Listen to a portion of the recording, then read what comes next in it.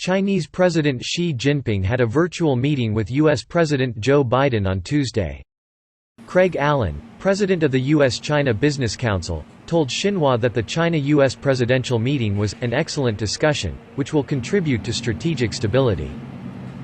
I thought that it was an excellent discussion of the strategic issues that the two countries are grappling with.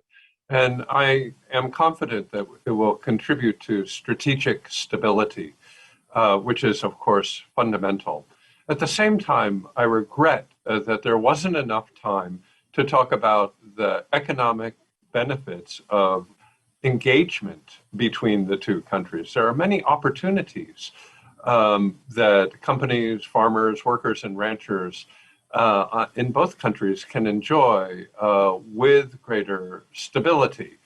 I do think that the two sides have a better understanding of the fundamental views of the other side. And they don't have to agree, but they have to understand each other's red lines and then respect each other's red lines. So I would be confident that we have greater clarity there. And that's fundamentally important. And there are many things that both countries could do to ease the economic, trade, travel restrictions that are currently in place.